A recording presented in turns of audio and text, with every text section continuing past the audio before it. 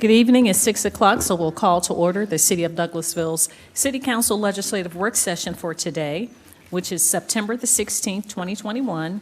Our invocation will be done by Pastor Gene Fields of One Church. After that, we'll have the Pledge of Allegiance, which will be led by the Mayor Pro Tem Terry Miller. Please stand for the invocation. Let us pray. Our Heavenly Father, first of all, we thank you for this day. Father, it's a gift from you, so it's been good. Whether we've perceived it as good or not, Father, it is good because it's from you. Father, I'm so thankful to be able to come before you in this presence. Father, I ask blessings on our mayor and our city council.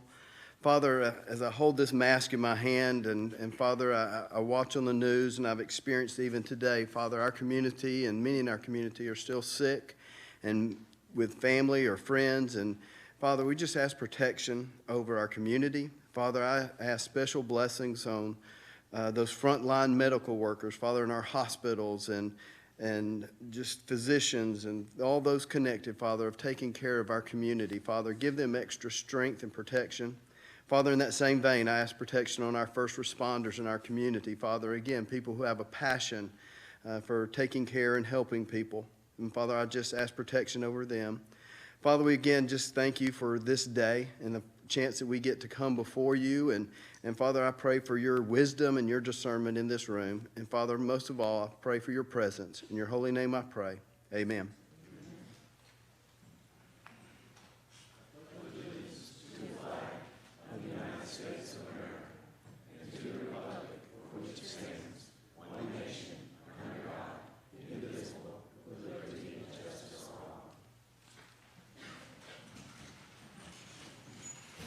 Thank you so much, Mayor Pro Tem, for leading us in the pledge. And Pastor Fields, we appreciate the invocation and the blessing, and we'll continue to keep our first responders in our thoughts and prayers.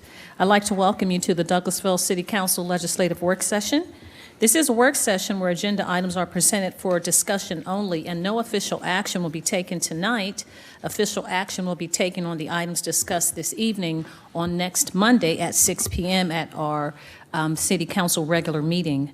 If the business you're here for is not listed as an agenda item, there will be time, ample time, under the agenda item comments from citizens and delegates section for you to discuss your business. There's just a few protocol issues I'd like to go over this evening, and then we'll get into the agenda that is printed. There are paper agendas outside on the desk, and or the agenda is above us with technology on the screen. I ask you that you would please keep your comments and presentations on a professional level, dealing with the facts that are important for this governing body to make our decisions. We will not accept comments that are considered by the chair to be of a personal attack on any individual or group of individuals. You will receive a warning from the chair, and if you deviate from this requirement, the second deviation will result in you discontinuing to speak. Only one person speaking at a time, please. Please do not applaud or react to speakers, speak to the audience, or carry on conversations. We ask that you would address all of your concerns to the chair of that committee when you are presenting. We're only required to accept public comments from public hearings, but we do have the comments from citizens and delegates section for you to discuss any other business that is not listed here but is germane to the city of Douglasville. If you have a cell phone or electronic device, we ask that you would please put those in silent mode or turn those off until the meeting is over so there won't be any interruptions. Now, the agenda items will be handled as the following. The committee chairperson of that agenda will ask for a representative to come forward, and that person will do their presentation. Myself and council members will possibly ask questions to clarify so that will help us to make our decision next Monday.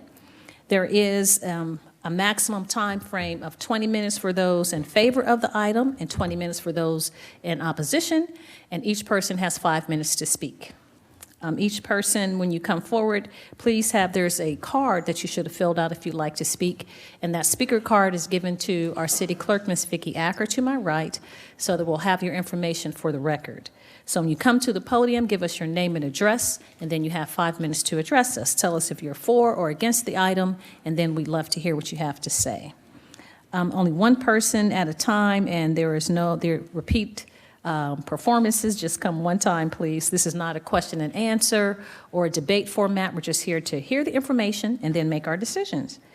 If you have any printed material, please give that to the city clerk, and she will make copies and distribute it to the council members. That's a lot of talking, so hopefully everyone's on the same page, and we can start our meeting now.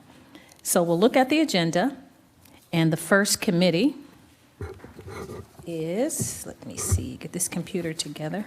The first committee is Economic Development Committee, and that's chaired by Mayor Pro Tem Terry Miller. Thank you, Madam Mayor. We have no business under the Economic Development Committee at this time. Thank you so much, sir. We'll move on then to Finance Committee. That's chaired by Councilmember Mark Adams. Thank you, Madam Mayor. We have one Welcome. item tonight under Finance. Yes, sir. Adopt a resolution approving and authorizing the issuance of revenue bonds of the Douglasville Convention and Conference Center Authority with respect to the downtown amphitheater project and the terms thereof, approving certain documents in that connection, including authorization for the mayor to sign an intergovernmental contract, a bond purchase agreement, a disclosure certificate, and a preliminary official statement with the authority and Raymond James and Associates Incorporated and related matters. Ms. Woodward and Ms. Callen will be handling this. Who will be speaking first? I will, Chairman Adams. Go ahead. My name is Lynn Woodward. I am the staff attorney for the city of Douglasville. And thank you, Chairman Adams, because you pretty much presented this item for me. In addition to what you just read, this resolution would also authorize staff to do what is necessary to comply with the documents that we will request you all authorize the mayor to sign on Monday, and also do anything necessary to help with the issuance of the bond. I wanted to spend some time to kind of explain this project a little bit more. This is for a bond issuance, a revenue bond issuance by the Douglasville Convention and Conference Center Authority. And the revenue that the DCCCA will be receiving is pursuant to an intergovernmental agreement with the city of Douglasville. So the city of Douglasville will basically be paying DCCCA twice every year so that DCCCA can make their interest and principal payments for the bonds that mature and become due. The intergovernmental agreement also sets forth how the bond money will be used. For example, it will be used towards the construction of the amphitheater.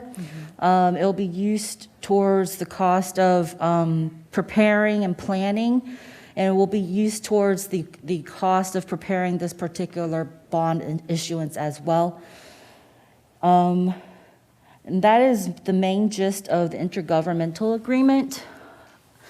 Another document that we will ask Madam Mayor to sign on Monday is a continuing disclosure certificate. The main purpose of that certificate is to help Raymond James to be compliant with federal and state securities laws.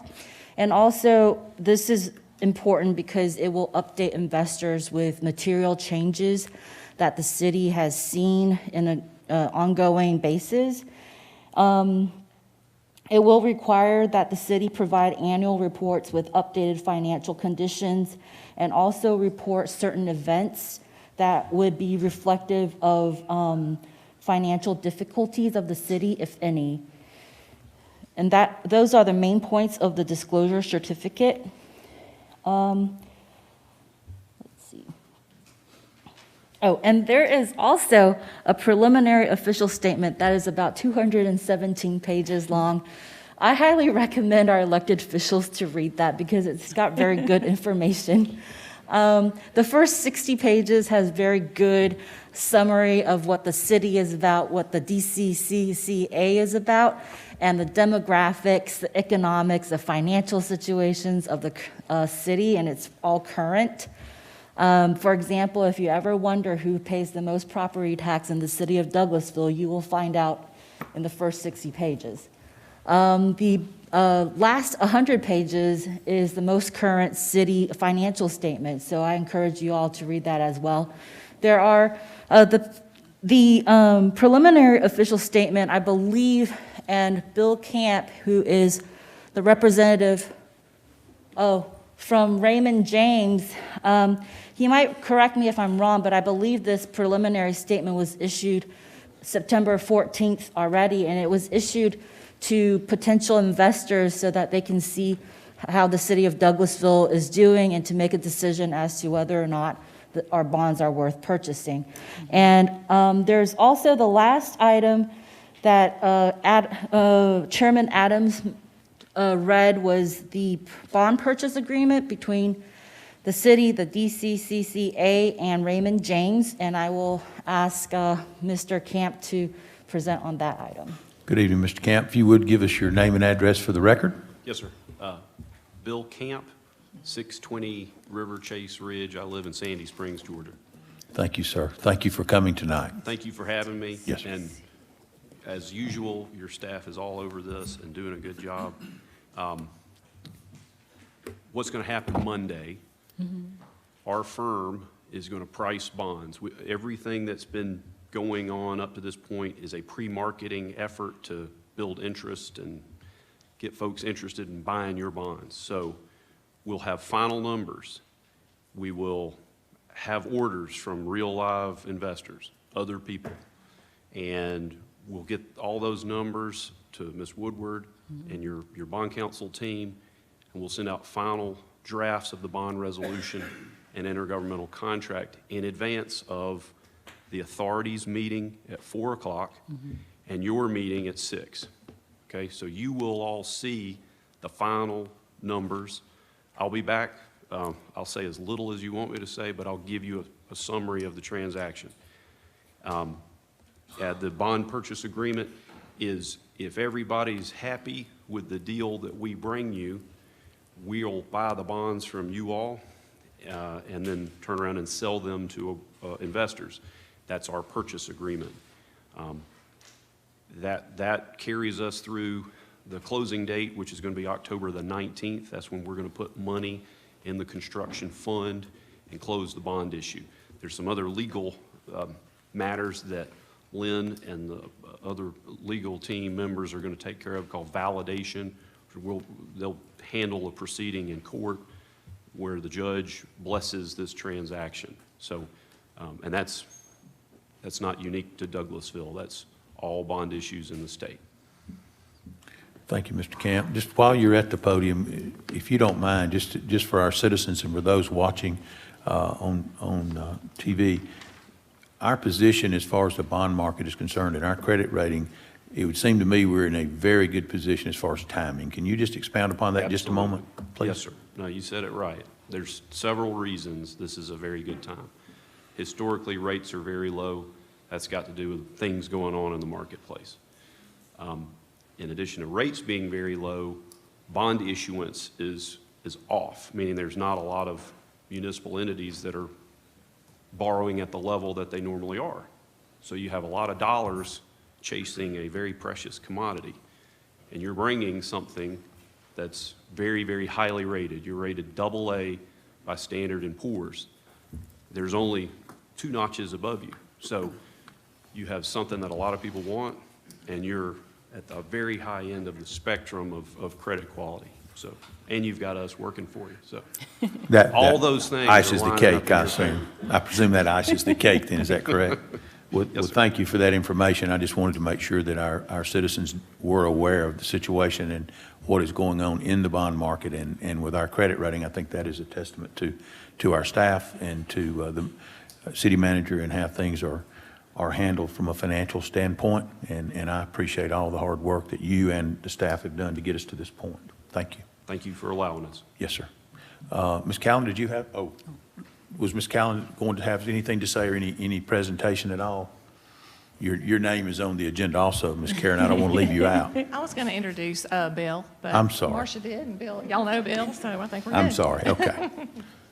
I'll open the floor then for questions or comments, and I see that Madam Mayor has raised her hand first. So go ahead, Madam Mayor. Thank you so much, Mr. Chairman. You do such a wonderful job at being the finance chair as well. So you were giving accolades to the staff and to our bond counsel. I just did have a couple of questions, Mr. Campbell. The first one, what is the acronym DCCA? That is the Douglasville Convention and Conference Center Authority. How come I didn't know that? Douglasville, okay. The building we're in. This thing that we're in right now. Yes, with ma'am. Jennifer. the golf course, Yes, sir. and of course now the amphitheater are the projects that you've used this authority to, as a tool to accomplish. Okay, is it the parking deck as well? Okay, so just trying to figure out everything that's under DCCA. And then October 19th, you were saying is when everything is going to be issued? That's right. You'll get money in the construction fund on that date. Okay. But and the then just numbers to, are final next Monday. In other words, nothing's going to change between next Monday and October 19th. in October 19th. So even if the market goes differently, we're zeroed in, we're locked in at the prices that you receive on Correct. Monday? That purchase agreement that Ms. Woodward was speaking on, that's our contract. We owe you that money on the 19th, whether we have other people's money to put in your account or our own. Okay. Yep. Now, the other thing that Ms. Woodward mentioned, and I don't want to really extrapolate a whole lot of information. I don't know if I can read the 200 pages before next Monday, but she talked about overruns. Would that be construction overruns or weather, depending on weather, or does that make any difference in? Well, you have, when we issue, A when contingency? you sell the bonds, we're funding the expected costs of the project and a contingency. Okay, So there is some cushion factor in there, but the bond issue will give you a particular and fixed amount of money. okay, So if we go above contingency, other funds will be drawn on. and For that would instance, have to sales be, tax is one of those funds that you're intending to use some of that for this project. and the city would be responsible for that?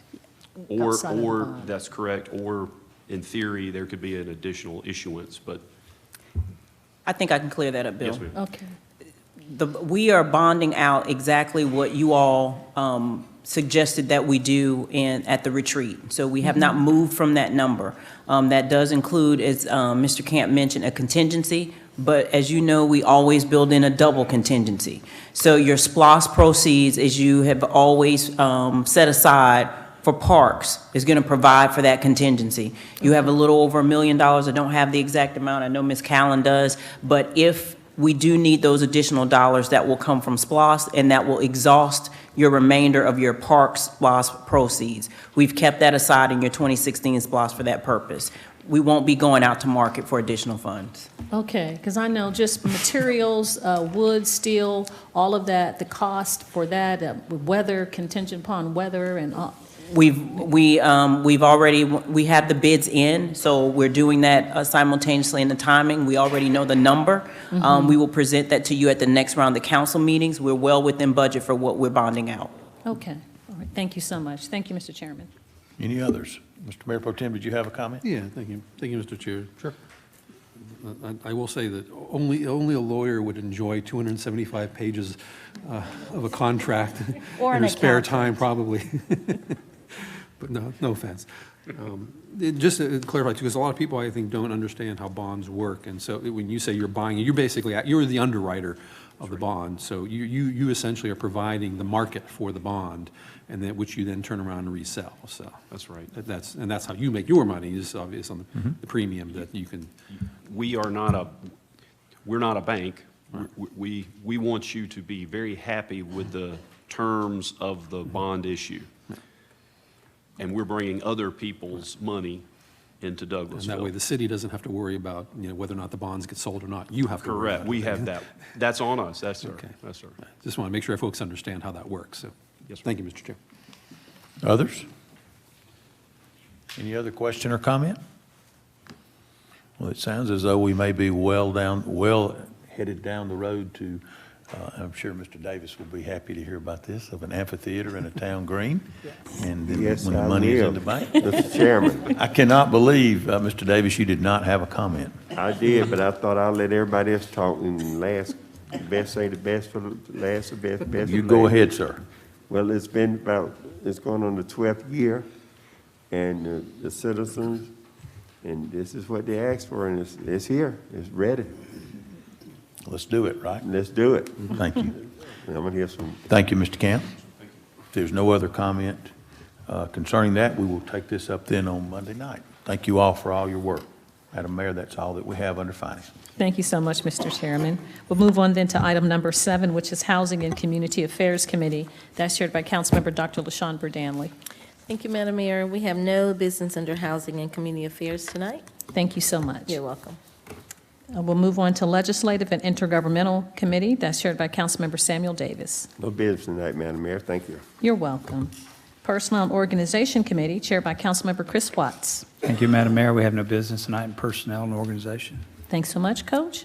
We'll move on then to Planning and Development Committee, chaired by Councilmember Mark Adams. Thank you, Madam Mayor. We have 3 items tonight under Planning and Development. Yes, sir. The first one is to hold a public hearing and consider a request for a change in zoning from R2 Single Family Residential District to PUD Planned Unit Development District for 83.3 acres at the northeast intersection of Presley Mill Road and Timber Ridge Drive. It's in Land Lot 54, District 1, Section 5, Parcel 2. Application by the Revived Land Group, care of Neville Allison, Managing Partner, and Mr. Ryan Anderson is here tonight to present for the city. Good evening. Ryan Anderson, Zoning Administrator, 6701 Church Street. This application proposes to rezone 83 acres located at Timber Ridge Road and Presley Mill Road from R2 Single Family Residential Detached to PUD Planned Unit Development. This rezoning will facilitate the development of a new 238-unit single-family residential community consisting of 3 variations in sizes: a 42-foot home, a 50-foot home, and a 60-foot wide single-family detached lots. The proposed overall site density for the 83-acre tract is approximately 2.83 units per acre. The site is designed so that the largest lots are located along the periphery of the site, closest to adjoining lot lines, and the smallest lots are located toward the center of the site. The proposed price points for the homes will range from approximately $320,000 to the low $400,000. The proposed development furthers the intent of the comprehensive plan. The proposed use is consistent with the comprehensive plan future land use designation for Regional Activity Center. PUD is a recommended land use under the Regional Activity Character Area. The PUD zoning classification replaced the former DCD zoning classification in the most recent UDO update. The surrounding land uses includes to the north 2 single-family detached residential developments that are zoned PUD. West of the subject property across Timber Ridge Road is a large, currently undeveloped parcel, zone R2, and also planned for a multifamily senior housing development. South and west of the subject property is Brighton Academy, a charter school, and Benton House, a senior living development. Also, south of the site is a small residential single-family detached development. The proposed project is congruent with one of the goals of the city's comprehensive plan regional activity character area, and that is to provide for varying densities of residential development. This development meets that goal by providing 2 or more differing densities of single-family residential living for the surrounding community. The applicant is taking vacant land, which has been undeveloped for decades, and developing single-family residences. The proposed project will add to the city's tax base. The proposed zoning amendment changes the existing zoning of R2 to a more specific PUD zoning for single-family residential use. The PUD zoning designation will allow the developer to build homes with similar R2 specifications. Furthermore, PUD will be the most optimal zone for the subject property because of the environmental and topographical issues associated with the site. And the developer will leave an abundance of land undisturbed. An R2 development would not be viable at this location because of the aforementioned conditions. The Planning Commission recommended approval of this application unanimously last night. If Mayor and Council decides to approve the proposed rezoning, staff recommends the following condition. Please note that these conditions were done in concert with the staff, the developer, and the local community. Want me to read them? Yes, sir, please do. All right. The first condition, the site plan will be developed in general conformance to the site plan submitted to city staff dated July 19, 2021, based on final design with site topography and constraints. Minor modification to the plan may be approved with the consent of the city. A mandatory HOA will be established and set up by the builder to be taken over once the project is fully sold out. Number 3, the rental restriction for the HOA is to be capped at a maximum of 5% of the homes at all times. The minimum square footage of the homes is to be 1,800 square feet and up. Elevations are to be all cementous material and consist of a combination of brick, stone, shake, hardy panels, hardy plank, or real stucco. No vinyl siding or synthetic stucco is allowed on the homes. Elevations are to be in general conformance to elevations submitted to staff and presented to the Planning Commission. The frontage along Presley Mill Road will have a 6-foot-high fence that will consist of brick columns every 75 feet and black aluminum fencing along the entire frontage of the site along Presley Mills. The colors of the fence are to match the color tones found along Presley Mill already existing. The property will be developed with a maximum of 232 single-family units. There will be a minimum of 57 detached lots that are 60 feet in width. The minimum lot size allowed in the development is 4,200 square foot and 42 in width for the single-family attached lots. All open space setbacks and lot dimensions are defined on the attached site plan dated July 19, 2021. The community will be developed with a clubhouse-style building for the pool area, a pool and common area for residents. Sidewalks will be located along both sides of the streets, internal to the site and along Presley Mill Road frontage. Number 12, there will be a 25-foot landscape replanted setback along the south and eastern borders with the neighbors. The project is to coordinate with the City of Douglasville Public Works Department on recommendations and improvements to the entrance of Presley Mill Road and the intersection of Presley Mill and Frank Lake. All lots will be set back at least 80 feet from Presley Mill Road. Right-of-way dedication along Presley Mill Road is to be provided for intersection improvements. That's it. Mr. Anderson, thank you. I do want to make one note or ask one question. I believe I have a copy of all of these proposed conditions that have been contemplated and have been offered by the developer, and I understand a group of different homeowners associations in the area. But number 11, there's another sentence there at the end. This is what we have written here. Yes, Just want to there make is. sure. Sidewalks are not required along Timber Ridge except south of the proposed access point and constructing south. No sidewalks are to be constructed down Timber Ridge on the north side of the access. Is that supposed to be a part of your presentation, or is this something that was added? That's one of the conditions, but I didn't read that portion. Okay. I just read the first sentence. But that does address the sidewalk issue out on Timber Ridge? Yes, sir. Okay. Thank you for that introduction. We will ask, of course, this being a public hearing, our mayor has already given us the ground rules for that, and we will then go into that portion of it, allowing the applicant to come forward and make their presentation, and then we will give time for both those speaking for and against this item. Please come forward, give us your name and address for the record, and we are ready to hear from you. Thank you. Kenneth Wood, 350 Research Court, Peachtree Corners, Georgia. Okay, let me make sure this is same as last night.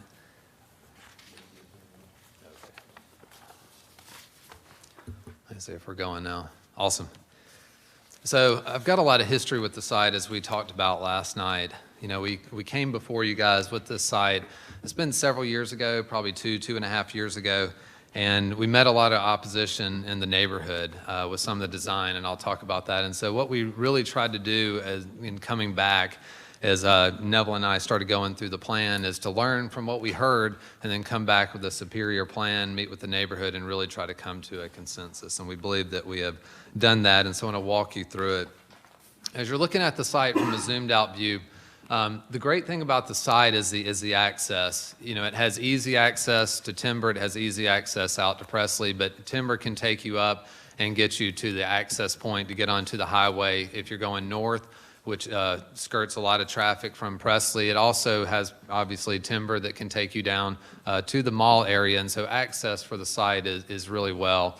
We performed a traffic study, as well as a third-party traffic study was performed on the site, and that traffic study concluded that we were not adding significant traffic to the area based on our new plan being all single-family detached.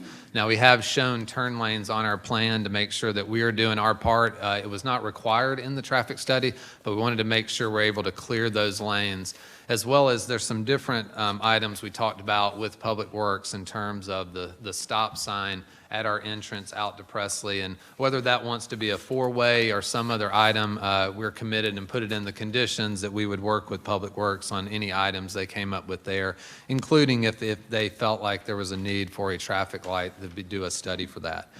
And so this is a more zoomed-in view, and you can see all the surrounding neighborhoods from this on the aerial as well as the next map coming in, and really trying to fit into what that fabric is. And I think as you see our site plan, we'll be able to walk you through the densities and how we transition through the site, and we're able to save a lot of open space. And we got a lot of input from the public about how to do the plan and how best to make that.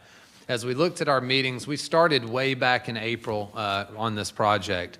Started engaging staff at that time at the end of April, 1st of May, and then we started getting into community meetings around June. We had a first meeting, we came before that meeting with a plan, and we got a lot of comments, and we came back to the second meeting with a revised plan with less density and a lot of the items that are in the conditions now. And then even after that next meeting, we listened more, and then those are the items that you see before you now, and I'll walk through those as we go through the presentation. So as you see, as staff said, the big driving force when we looked at this, especially as single-family detached, is that it's in a regional activity center, which promotes really high density. So we're on the absolute lowest version of that. We're at 2.8 units per acre, which is a very low density, and even with single-family detached, it's still considered a very moderate density. And as you can see, we're right in the middle of that location. And then as you go to the future land use map, we're almost surrounded by PUDs. There is one Presley Mill Park that is right below us and adjacent to us, but it was platted in 2004, and the regs were a little bit different then. But everything, all the other subdivisions that we're comparable to are PUDs, and in the same format as us, being single-family detached. And for all those reasons, all the maps, all the character area, all the different items that come from the city to go by, we're right down the middle of all those in our plan that we are presenting tonight. And so this was the plan from several years ago. As you can see, it had 396 units. It had senior apartments, it had townhomes, and it had only one size small lots, and it had lots all over the different site. And what we heard was absolutely no apartments. We heard absolutely no townhomes, no condos, anything like that. And then we just want single-family detached, and does it have to sprawl so much over the entire site? And so we took that information, and when we met back in July, this was our initial proposal. And so we're at 268 units. We had it stretching across to the two different parts, so two different access points onto Timber Ridge. And the comments that came back were a lot of stuff focused on access out on Presley, about the fencing. How are we going to match the architecture out on Presley Mill? How are we going to match the columns? The sidewalk system to get you around, what is the interior going to look like, how is the amenity, and how are we protecting the borders of the site? And then also the gas line was another big item. And so this was our new plan, which we're presenting tonight. We dropped the units down to 238, and as we mentioned, this is a gross 2.38 and still only 3.3 if you take out all the land and flood and stream buffers. And so when you're looking at this plan, the biggest thing is we're almost up to 40% open space. And I'll show you a couple of slides that demonstrate what that is. But on the top portion, we're leaving that completely alone. And so whether that is going to be just HOA land undisturbed, that is a huge buffer to the entire north and to the east, or if that's something in the future that could be park space, it's being proposed and in our conditions that will be undisturbed in our plan, and it's almost 10 acres of usable up where that gas line was. And so we're totally staying away from the gas line. We've consolidated everything. We've taken all of our largest lots, put them on the outside of the project. We've created buffer away from Presley where we're a minimum of 80 feet, but most of those first lots are about 150. Moved away from Timber Ridge and only have lots, so you really just have these little peaks into the project and not very wide. And then as you go to the back, stormwater was a really big deal on this. And so how much stormwater control do we have, the ponds and everything on it? And as you go to this plan, that's where you can see it. So we tried to generate this plan, color it up so everybody could see it on an aerial for what we're really getting. And so you can see the mixture of the lots. We have almost a 1.5 acre amenity area with all the upscale amenities that we talked about. The stormwater ponds are large enough that we should make a really solid impact in not having any downstream issues. There are a lot of downstream flooding issues that come from the west back toward the east, and so we wanted to make sure our ponds were large enough that we can actually make a difference there for this entire site, because it's 83 acres, and that's what makes the site seem, it seems like it's bigger because it is just a larger acreage, but we're really doing what we can to protect that. We moved everything away from the edges, from the subdivision on the south, the church on the east, the senior center on the west. Everything has been moved out from that as you look at the plan. And I tried to kind of zoom in on a couple places so you can see this is where we have all the wider lots, and this is where we have all of our buffers so that we're basically taking care of any of the adjacent neighbors and what we're trying to do there. And this shows you where we have almost the 37% up to 40% of the open space.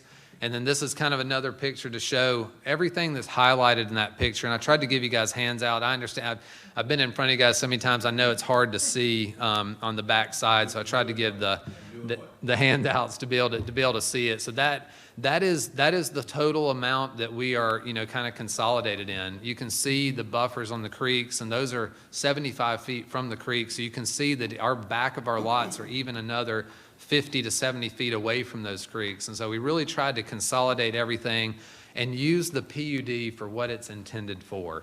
It's not that we, are doing an R2 and trying to use every inch because we have to. We're targeting a buyer that wants a lock and go concept, not a big yard to maintain, and consolidate and create a ton of open space for the community and still have very nice, large square footage homes. These are the conditions. I went through them last night. I won't go through them again, but I wanted to make sure, because in our site plan, we list some of the minimums. So the PUD minimum is 1,400, but we're stipulating 1,800, and then the houses go up and over 3,000. The price points, 320 up and over 400, especially as you add basements, they really go up from there. And so we wanted to make sure that everything we really talked about that we put into the stipulations, the 238 on the homes, the cementous material, all the rental restrictions, that was another big topic when we talked to the neighborhood that we were really going through. And we've got an exhibit that Neville will go over as he goes through the product and what he's done in his career and why it's an important project. But you'll really see that our density is either lower or right at the surrounding densities. And as you start looking to the west at some of the assisted and the senior facility, we're an eighth of that density. And so I'll hand it over to Neville to run through the product as well as some additional information on the project. Thank you, Ken. Mr. Allison, I'll remind you before you start, if you would please give us your name and address for the record. That way I don't have to interrupt you. Yes, sir. Neville Allison, 3500 Lennox Road, Atlanta, Georgia. I'm the managing partner of the Revive Land Group. It's really excited to be here before you this evening. Last night I was asked how many years I'd been doing this, and off the cuff I was trying to count in my head, and I came up with 16 years. It's actually been 18 years, which makes me feel a little old. I've developed over 10,000 lots in my career, transacted on $2.5 billion worth of real estate. Unfortunately, this is all I know how to do, and probably all I'll ever do. We approach every one of our developments with the ethos of trying to mirror a municipality's comprehensive plan, your guidebook for an area, with the wants and the desires of the existing neighborhood. Essentially, we want to follow what you guys want us to do, and we also want to follow what the neighbors want to do. We want to fit in. And so this was a tough one in that it's designated regional activity center. Right out of your comprehensive plan is to provide for areas that can support a high intensity of development. That's what you see around it. You see, assisted living centers, senior multifamily, 20 plus units per acre. Well, I think that's kind of what the previous developer had tried to do with the site plan of 396 units. clearly that project was not well received and had to be pulled back. And what we tried to do, we had the advantage of coming second and learning from their mistakes. We met with the neighborhood first, and that's where we showed them this 260-unit plan, which was about a 30% reduction in density. Once we got that feedback, we reduced it even further to a 40% reduction in density. I think the best comment I received last night from the planning commissioner, Mr. Van, was, so let me get this straight. The previous developer had 396 units. You have 238. That's about half of what the previous developer was doing. We don't see that very often. Is that your intent? And I said, yes, sir. That's exactly what we're trying to do. As a developer, more is always better, but in this particular case, the lower density, I think, is really important.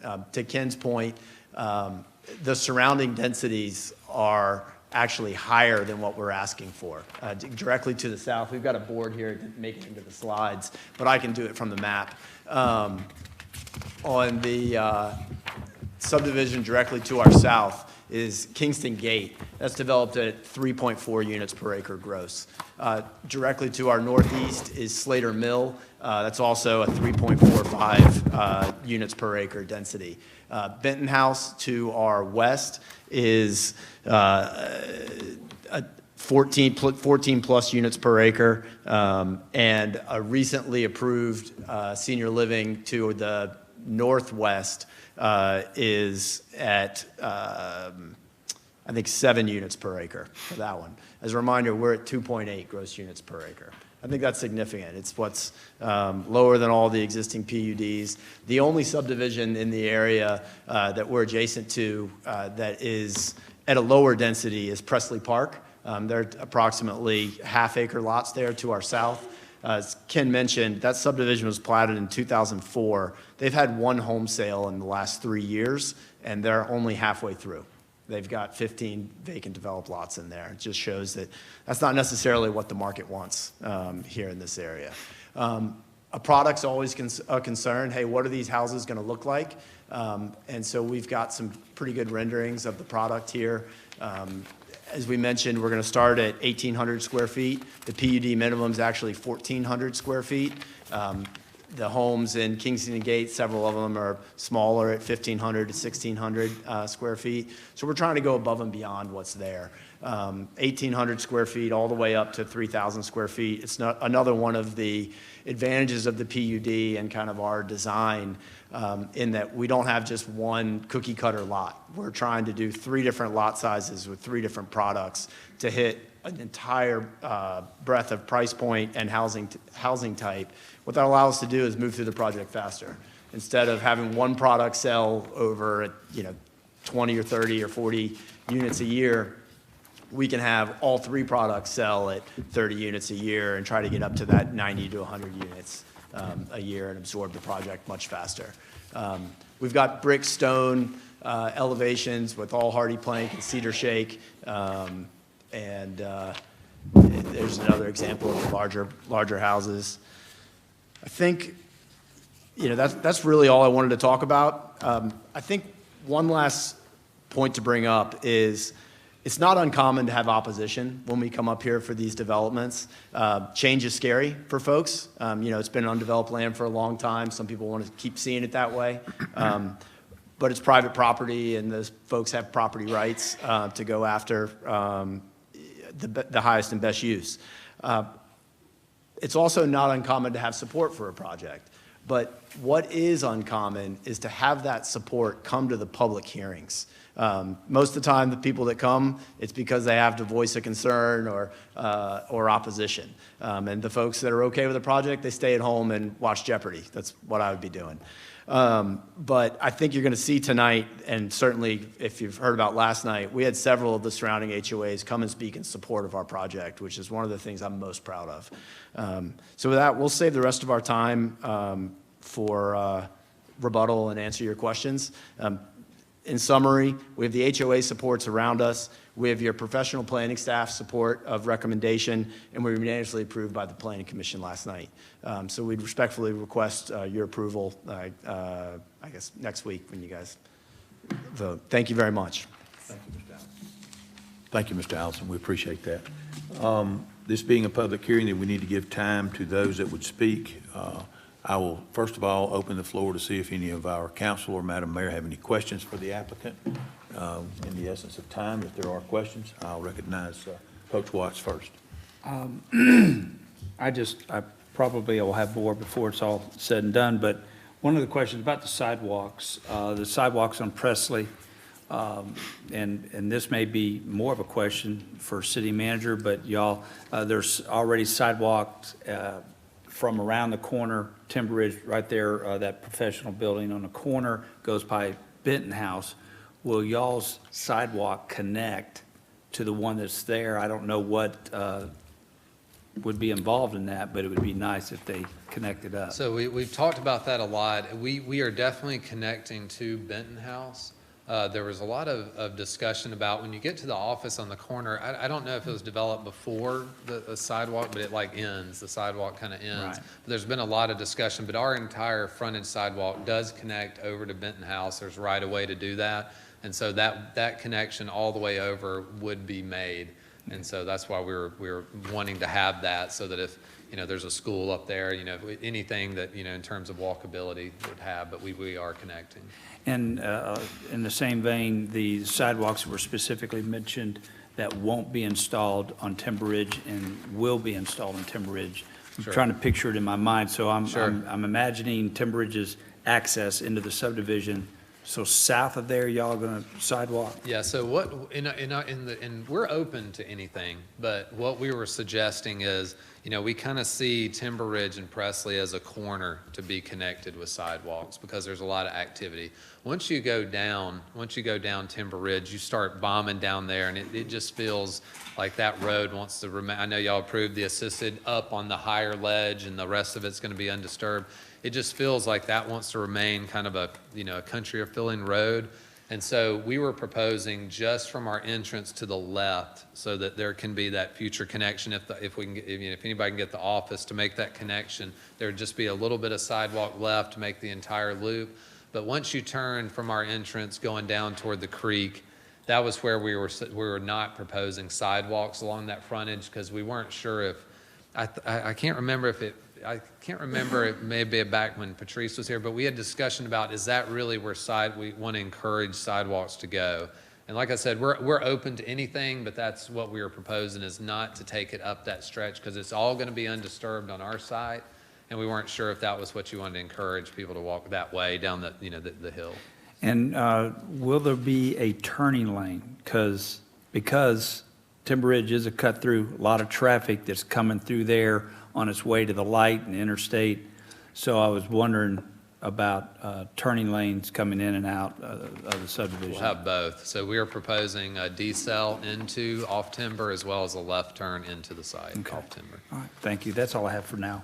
Thank you, Coach Watts. Others? Madam Mayor, we'll just go down to, Mr. Miller, did you have something? Might in a minute. Okay, go ahead, Madam Mayor. Thank you so much, Mr. Chairman. Thank you so much for the presentation. It was really comprehensive, and we appreciate you working with the community. I did have a question in the same vein as Councilman Watts when he asked about traffic patterns. Do we have a DRI or anything from ARC that talked about the impact, if it was going to be No, detrimental? this one did not meet the thresholds, but Okay. there was a third-party traffic study done on the site. There was also a traffic study that we did as well with A&R Engineering, who does a ton of traffic studies around the area. And they concluded that as a single-family home, that it was not going to have everything was going to remain A, B, and C, nothing Okay. dropped to a D, E, or F. And so the levels weren't there. It actually did not recommend the turn lanes, but we were proposing them just because we know it's easier to clear traffic. Okay, very good, because Brighton Academy, is not Yes. very far from Yes. proposed development. And so at times taking kids to school and picking them up and, So one of thing that. that's really important that came up, and it was actually one of the neighbors, Rita, that reminded me of it, is the interesting thing about this that's going to be a big help in the AM and the PM, actually the early PM, is that the high school for this district is north, not south. I think everybody was thinking the high school is to the south, so I think it's New Manchester. Okay, and so that would be taking a right and heading away from that direction. And so I think for the longest of time, as we were looking at the traffic, we were thinking everybody was going to be pushing south, you know, for school, but it's actually not the case.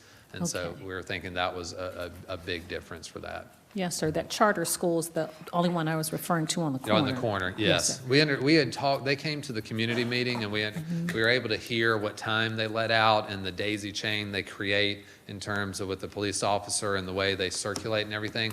Our entrance being further down, Okay. and with the access being able to come from here in multiple ways to get to the access on Presley, we're hoping that that's not, you know, as big of an ordeal, because we're, you know, it lets out a little bit earlier or at the same time as other schools. And so, you know, by the time they're done with their, you know, kind of letting out, you know, it'd be the time someone would pick up from somewhere else and then head back this way. And so we're Okay. hoping there's not going to be that cross issue. But in looking at the traffic studies, we've taken everything into account with us having the 2 access points and all the turn lanes and the ability to create new stop signs there at the full access point.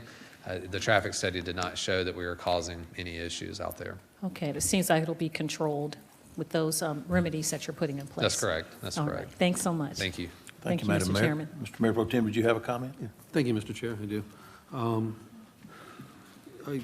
I do appreciate what your approach to the project. I do like a lot of what you've incorporated as far as the site plan and, you know, having the 2 entrances, I think, is very critical in terms of controlling and dispersing traffic to a certain extent. Sidewalks obviously are a must. I also appreciate the fact that you've gridded it for the most part, and you don't have, there's no cul-de-sacs, and there's no little areas where people get lost trying to cut through, which oftentimes happens. My criticism would be really now, of course, is go to the design. I can't help myself. Right. One of your important points that you're making is the sales point of 300 to 400K. And that's fantastic if that's what you're going to get for them. And I can't speak to the market because it's a little crazy now, and there's all sorts of, and who knows what it's going to be down the road in a couple of years. But the designs you're showing are for the most part, one-sided brick. And speaking as a designer, there's something inherently unnatural seeing any kind of building that has brick on one side and siding on the other, when brick stops and then picks up another material. I think that kind of tends to cheapen the look a little bit, and I think you're going to have a little trouble selling at your price point with that type, because that has a certain salience in the market for houses.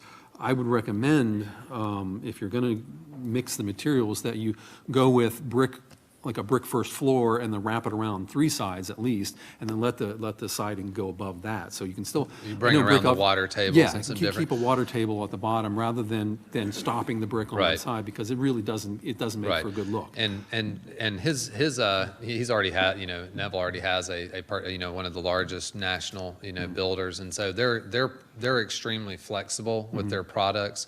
You know, anything like that where they're, you know, bringing water tables and everything to add that accent, and bringing, you know, up in the eaves where you're trying to bring board and bat to the sides. I mean, all that we've already talked to them is doable. Yeah, I mean, you're not spending any more money, you're not adding more brick, Right. you're just taking the brick and putting it in a different location. Right. And I think it makes for a much better, much stronger design, it makes a more desirable looking house. Right. I wish there was something you could do about the garages in the front. I mean, that goes Right, back and to the whole site plan and the site, putting alleyways or something like that in there to get rear or side entrances. But Yeah, I mentioned, you know, Neville and I, we talked about this a lot, you know, from the design standpoint, and this site, you know, because as you've seen, you know, I try to do rear load on a lot of stuff with the urban style. This site in particular, as we started squeezing in the comments from the neighbors about preserving that entire park area and pulling away, when we started looking at adding alleys in there, we started, the amount of impervious and the expansion, it kind of started losing the kind of that suburban. We kind of felt like this was going to be like a cool little kind of, you know, very, very, very notched into all that undisturbed area. And so that was the reason to stick with the front loaded and really just mix the sizes within it. Well, I think you've shadowed the entrance, the human entrances, which is, I suppose, is appropriate, because that way you're not trying to compete, design-wise, not competing with the garage entrance. That's always unfortunate. We have so many houses today, you know, the garage is your front door, and just, it is what it is. I get that. Right, and I know the renderings are deceiving, and I talk to client builder I have about their renderings, and we even try to change them sometimes because they always end up building more of a carriage style door or a garage that doesn't look like what it looks like in that picture. And so they always try to make the garage doors look a lot better with the different barn and different styles. I don't have anything against the carriage style door. I mean, if you want to go with a nicer level garage door, that would be, I mean, if the garage is going to be the front door, let's make it a nice looking door, you know? Right. Let's go all out as far as That's that goes. right. So that would be appreciated if you could make a nicer garage door. No, absolutely, absolutely, So, my suggestions. absolutely. Thank you, Thank Mr. you. Chair. Yes, others? Anyone else? Just a comment to say that it's been, this is very, very detailed. It's put together very well. And I'm sure the residents in the area are going to be very pleased. Thank you, Ms. You're welcome. Danley. Anyone else? Yes. Go ahead, Mr. Estes. I'm going to reserve full judgment till I hear from the surrounding residents, but I mostly have kind of a rhetorical question that I don't mean to be any comment on this particular development. But just out of curiosity, has there ever in history been a traffic study that came back saying that there was going to be a problem with traffic? Every single study I've heard comes back saying there's going to be no or negligible at most impact of traffic. Anyway, that's no comment on you guys. That's it. Thank you, sir. Your sister's beautiful. Any other comment? Any other, let's move along, please. Any other question or comment? Ms. Miller, did you have one? Yes, thank you very much.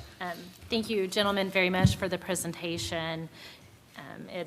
The detail is wonderful I know for me, trying to go through it and understand everything. And I do like the layout of it. And I really appreciate that you guys have reached out to the community to work with them and to change the development so that it can fit into the neighborhood better. I do have to echo somewhat of what Councilman Terry Miller said as far as the design aspect of it. With your smaller houses, right around 1,800 square foot, if that's the starting price point, I would think was around $320. Is that what it said? And that would have the houses around $180 a square foot, which is still a bit of a stretch in our neighborhood. We're still, most of your properties like around $125, and some of your nicer, like your high-end homes are gonna get closer to the $150 mark. And so these seem a little basic for that price point, I believe. And I know you guys said that the final product would come out a little better than these renderings are as far as the garages. I know everyone had rather see a side entry versus the front entry garage and some of the detail. Yes, ma'am. So as far as the price per square foot, a lot of that it's difficult to comp off of. We do very detailed CMAs. Some of that stuff that is at the lower price per foot are older homes.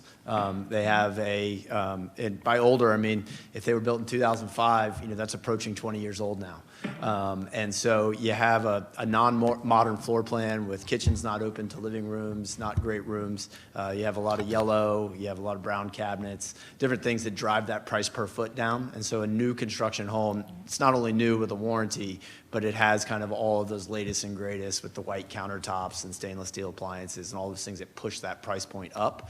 And so one thing to keep in mind is, we could put gold brick on the outside of the houses and make them look as nice as possible. But what that does is take away money that we can spend on the inside of the house from, anything from tankless hot water heaters to energy efficiency stuff, stone countertops, site finished hardwoods, all those different things that you can put on the inside of a home that really push that price point. Councilman Miller, if your comment about the sides of the homes, I couldn't agree more. When you have a 100-foot lot where you can see the side of your home, I think it's incredibly important, the elevation that's there. And this sort of cluster single-family development where the homes are closer together, I completely agree. I think a water table is a great idea. But as far as putting brick all the way up to the second or third floor, or second floor in this case, you don't really get your bang for your buck as far as that's concerned. Side entry garages, again, completely agree, they're gorgeous, but unfortunately you need a 90-foot lot to have a turning radius for side entry garage, and that ends you back at, even above R2 at an R1 zoning, and not getting the density to meet the future land use plan here. But all of your comments are well received, and I appreciate them. Thank you. Thank you all. Yes, Mr. Davis, go ahead. Yes, sir. I want to thank the gentlemen for not giving up, because when you came a long time ago, you got beat up pretty bad. But thank you all for coming back and with this project, and you did your due diligence. Thank you. Yes, Madam Mayor. Thank you so much, Mr. Chairman, for your patience. So the only thing I was going to make a comment that hopefully this is encouraging and optimistic for the proposed project is that Gateway Village, starting at 300 plus, they are selling. There are lots that have not even been built yet, and I rode through there a couple of weeks ago, and those homes are selling like hotcakes. So, and they're continuing to build in that area, and their price point starts at 300, and I know that square footage was like 1,500 square feet and above. So, and that's on the northern part of the city of Douglasville. So hopefully, if this is approved, it'll be the same way. Thank you so much, Mr. Chairman. Yes, thank you. Okay. I think everyone has had the opportunity to make a comment, so we're now going to open the floor to those individuals that would like to come forward and speak, first of all, in favor of. We'll have time for both, but if you would like to speak in favor of this application, please come forward, give us your name and address for the record, and we would love to hear from you. Is there anyone here that would speak for the application? Please come forward.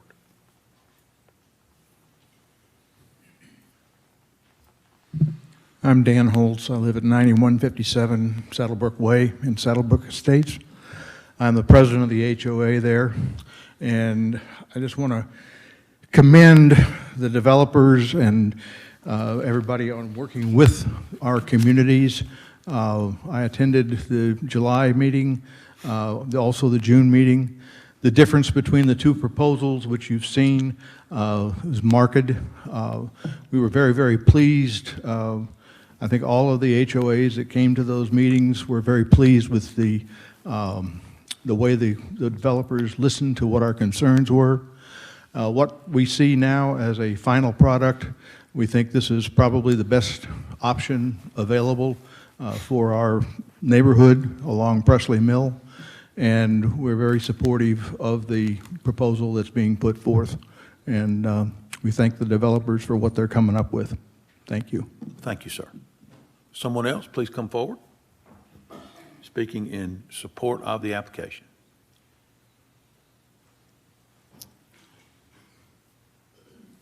Good evening, Ms. Harper. Good afternoon. My name is Rita Harper. I live at 9044 Bond Street, Kensington Gardens, gated community, and I remember the 2.5 years that we spent fighting this. I fought it really, really hard. So I know I'm a face that you've seen before. I thank you, Mayor. I thank you, Councilman, for allowing us to have this session so that we can talk and explain what we have gone through also. Our HOAs at Kensington Gardens, due to the COVID, and I'm really aware of this because I spent a week in the hospital with COVID and pneumonia, et cetera, for 7 days. So how we technically contacted our homeowners was through email and text. So as opposed to, and I know some people were shaking their head when we said the community has been informed, we have informed through email, through text, through communication where we could 6 feet apart, et cetera. We did talk, and we have gone through a lengthy discussion. We went to both the meetings, one in June the 16th, 2021, and then at the conference center, July 22, 21. We are very pleased and very accepting of what has been accomplished with the group that wants to develop this property now. The Kensington Garden Board met weekly after we had that final July meeting. And it's our position, after receiving the developer's proposed plan, we voted to support the development.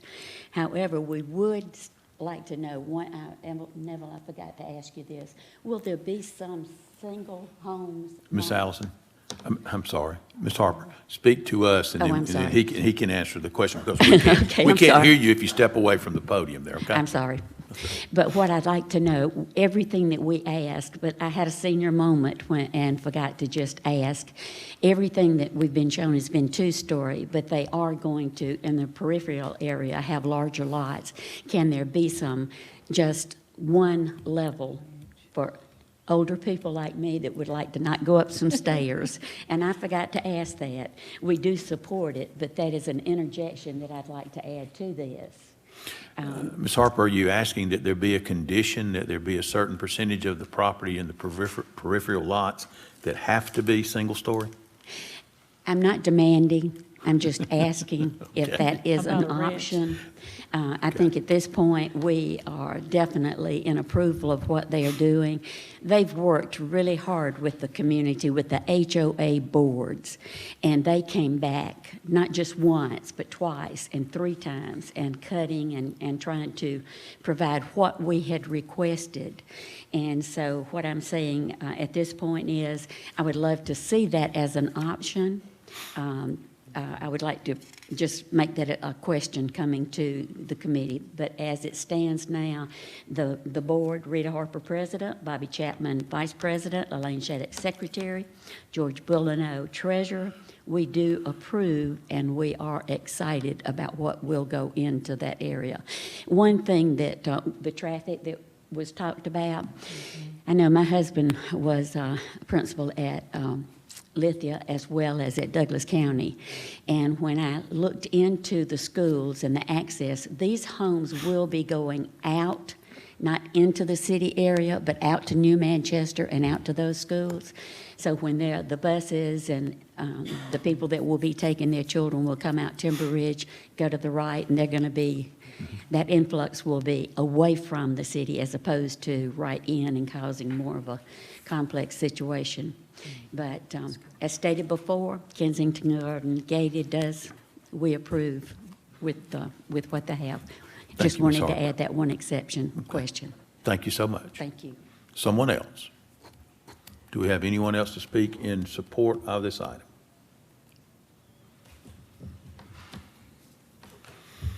Seeing no one, then we will ask if there's anyone that would like to speak in opposition to the item. The same rules. Come forward, give us your name and address for the record, and we would love to hear from you at this time.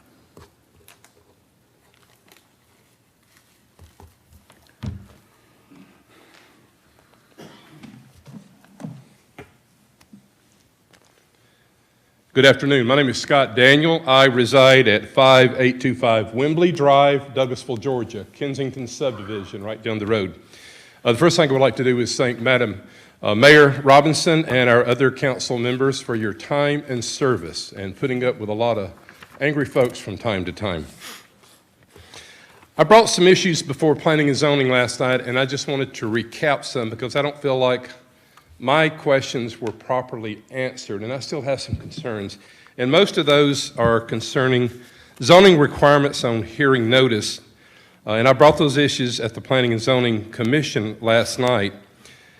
It was stated to me that the commission is exempt from the 15-day rule requirement by OCGA state law, OCGA 26-66-4.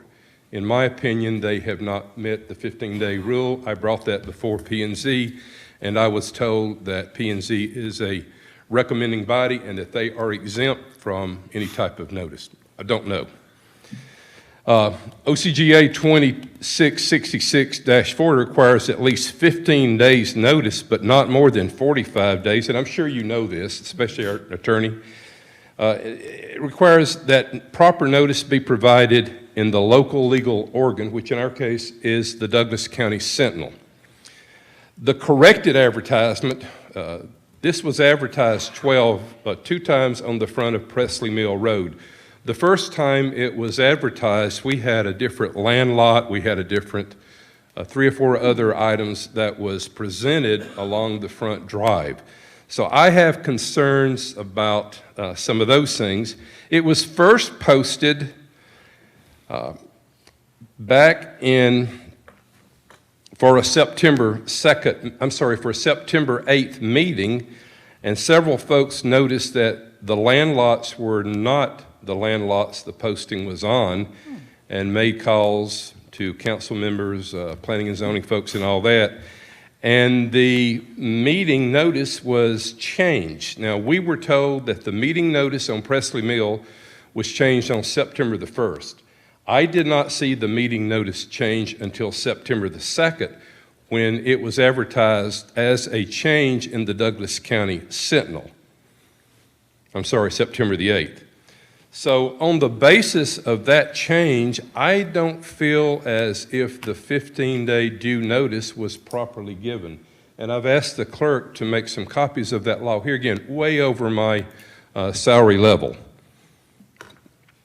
So the corrected advertisement was put in September the 2nd. In my opinion, September the 2nd is not a day that you can count towards the 15-day rule, but I know the attorneys can look at that and determine that for us. So we have not met the 15-day requirement on Presley Mill to let local folks know about this meeting last night and tonight. And I think from some of the lack of people in the boardroom tonight, that may be a result of that. So I propose that the posting time has not been sufficient to bring before the City Council, and certainly should not be acted on this month or Monday night until proper notice has been given. Again, it was advertised on September the 2nd. The other issue that I want to bring forward tonight is this project is called Somerset at Timber Ridge. It just flashed in front of me. However, there is no notice petition posted along Timber Ridge on this development in any form or fashion. So as a result, I have concerns that the folks further down Timber Ridge in different neighborhoods may not have known about this meeting or any of the other meetings, and therefore did not attend. The current posting that is on Presley Mill, if you stop along the edge of the road, park in the grass, which there is no sufficient ditch drainage scenario there, get out of your vehicle, hopefully not get hit by oncoming traffic on Presley Mill, and walk over to the sign, you can see the letters, and I have a picture if anyone would like to see it. You can see the letters if you walk up on the signage at that point.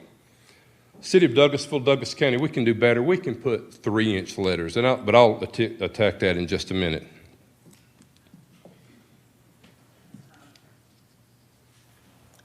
I'm sorry? Mr. Daniel, if you could bring your comments to a close, your time has expired. Well, I'm sorry. I apologize. Many other scenarios, I've got 3 pages of things to go out. And I applaud the HOAs that got the word out to their neighborhoods. I have several neighbors in my neighborhood that never received any type of notice. And I may just address this. As far as public participation meetings that were allegedly held on June 16th and July 22nd, we have all types of media outlets to get this information out. So nothing was provided to other citizens, taxpayers, I might add, about these meetings unless you were a member of an HOA. If you live in a house that's not currently being served by an HOA board, then you were flat out of luck. You didn't hear anything about it, and it's a moot point. So I have the information about OCGA. I would encourage you. I believe in quality development. I'm all for quality development, but I'm also about transparency. Again, I commend the HOA boards that... Thank you, Mr. Daniel. Thank you very Yes, much. I would hope you would consider this and postpone it. Anyone else that would like to speak in opposition to this application, please come forward.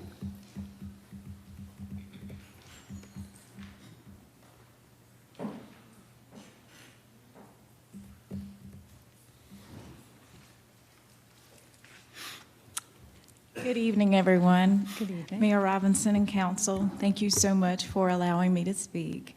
And thank you to the developers from what you did a few years ago when we opposed it. It is better. However, I want the Ma'am. council. Oh. You know the rules. Could you give us your name and Torenia address for the Carthen, record? 9432 Woodlawn Drive, right across the road from Thank where you. they're Thank you. I'm proposing. sorry.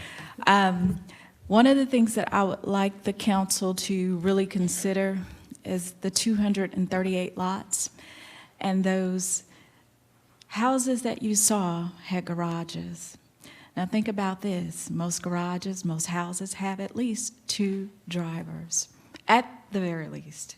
So we're talking about over 450, almost 500 cars. If you're like me, you have a house of 5 drivers, and so we have 3.5 cars. One is not totally working, but it'll get you to Kroger and back. And the study that the development did, that it was done in July.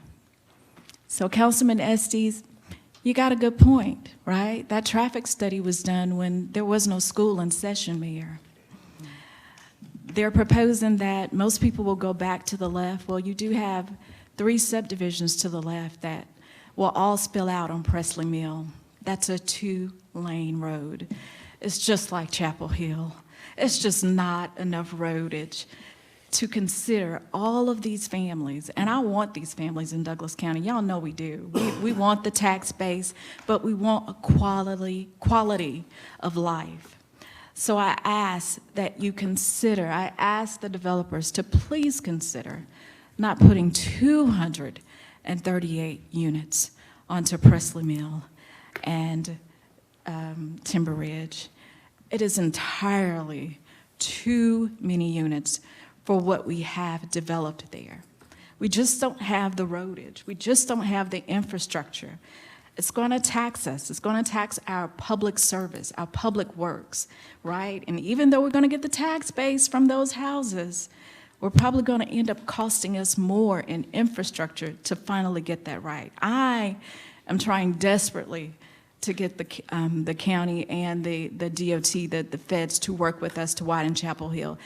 That, I have heard, has taken over 30 years, and we're still just trying to buy up right away for some relief from the congestion on Chapel Hill. I don't want to see that along Presley Mill, where you have a lot of families.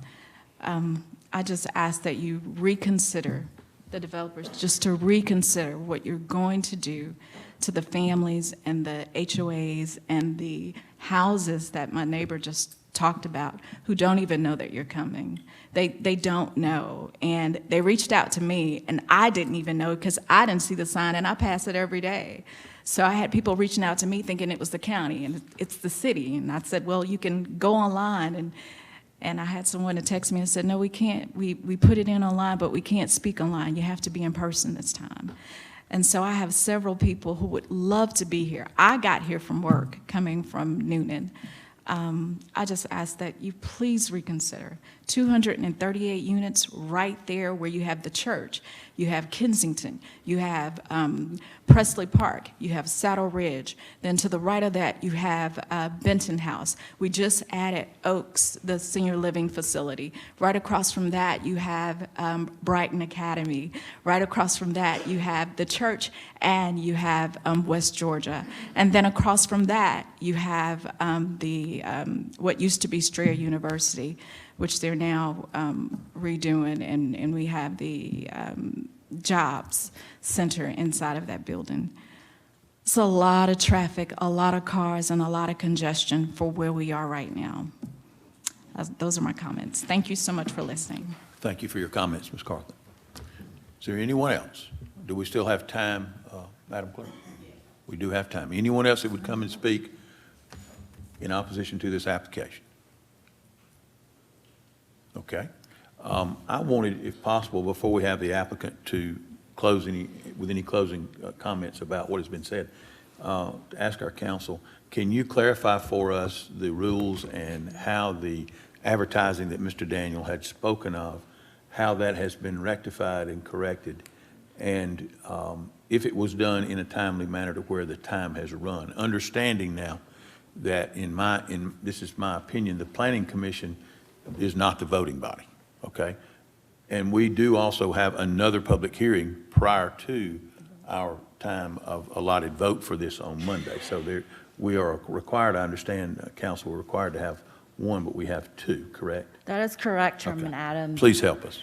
The OCGA Section 36-66-4A requires that a local government taking action resulting in a zoning decision to have that notice publication in the legal organ at least 15, but not more than 45 days prior to the date of the hearing.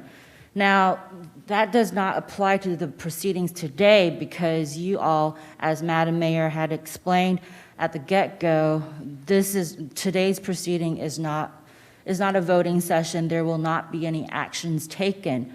And as far as the Planning Commission meeting goes, that Planning Commission was a recommending body. It would recommend this project to you all for you all to take action on Monday, which is September the 20th. My understanding is that the correct notice went out on September 2nd that included the public hearing date of September 20th, and it had also included the place and purpose of the hearing in that September 2nd publication. Therefore, the notice requirement will be met when you all have the public hearing again on Monday.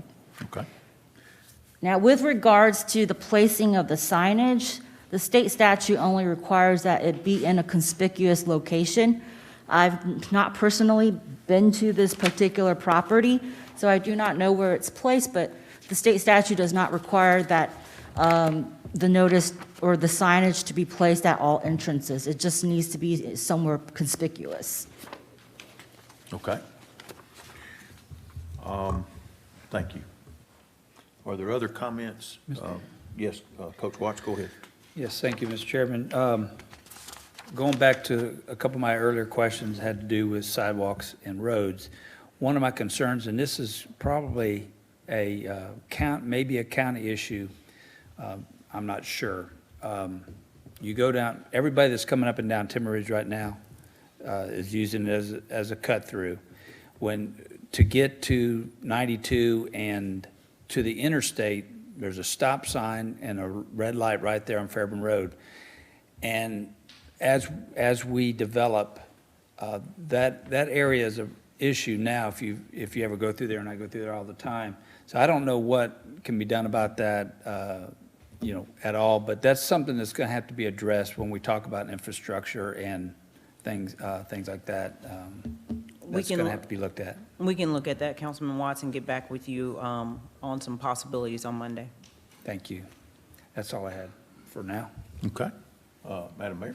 Thank you so much, Mr. Chairman. Just listening to the citizens, you can come forward. I was going to ask a question about availability to the citizens in the surrounding subdivisions. Sure.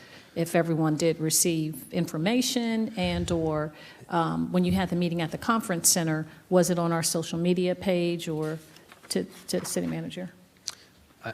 Go ahead. These were private meetings, Mayor. We did assist early on in the beginning, but as you all recall, we don't get engaged with developer meetings. This is all on the developer to do that, to get that information out. Okay. Yeah, and for us, so obviously, staff sends out letters, does their thing. For us, we took what we learned the last time, everybody that came out last time, and so we thought, we're not obviously trying to hide anything. I mean, Yes, we're, sir. as transparent as we can be about what we're building, putting it into stipulations and saying this is exactly what we're doing.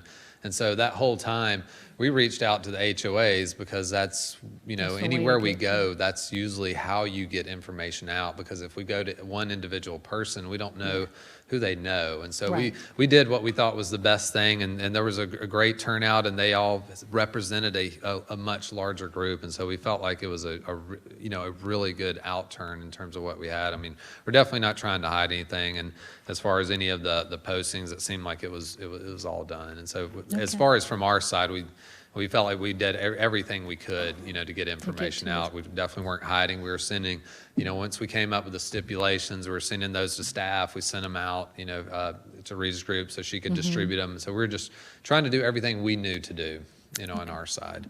And then there were some other questions, if I could answer those too. That was my only question is the chair is Oh, okay, sorry. doing traffic. Sure, go ahead. Thanks. Yes, sir, go ahead.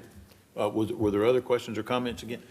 Yeah, I was Mr. going to. Mayor Pro Tem? Thank you, Mr. Chair. I was going to comment about the traffic issue as well, because it was, I forget who brought up a good point about the traffic study being done in July, which is in between school season, and it may be, that may be a valid point to point. I remember many years ago, I was on a planning study or commission in Pittsburgh, and there was a construction project on a bridge, and they did a study and said, we're going to time the lights in a certain way so that, the traffic will flow through, no problem. And they had all the numbers to prove it. What they didn't tell you is that it just pushed the problem down to the next traffic light, which was outside the district. And that's where the problem was. So, when you have, you can solve the problem in one space, and you're just pushing the problem down to the next one. You're kicking the can down the road, literally. That you still have a problem. You just have it in a different district or a different ward. So I would like to hear that issue being addressed. Sure. They weren't required to do a No, traffic study. I understand, but Yes. I understand that. Just as a point, and this is a special year in a lot of ways, but you have to realize that COVID has caused us to not be in school for a year. So to the people's point that have been made that there was not a traffic study done and anything that was done in July, it would not have mattered in this particular situation had it been done in March or January or last fall. So I understand the concern there, and I do share the concern because I travel those roads myself. But this particular situation, we do not require for this size development a formal traffic study. And had there been one done, I understand Councilman Estes' concern about have we ever had one that actually showed a detriment to the citizens. And I feel your pain there, Mr. Estes. But in this particular situation, I don't see that regardless of when it had been done, that it would have been beneficial to us. So one thing I can definitely clear this up, and the way we've been doing them is they actually took the counts in May because we knew that it was coming up. And then the biggest part of this is all through COVID, we have not been doing traffic studies the way that everyone knows traffic studies. And so the way we did it, and we have it even in the report, is we looked at 2018 data that was available for the city of Douglasville and for these roads, including GDOT data for the roads. And so we take that information from 2018, we take the information we collected before school got out, and then we use growth rates to grow that, and we take COVID into consideration that it's not normal and we need to grow it to a more normal rate. And so I will say for this traffic study, and I'm sure as a local you feel it in different ways, right?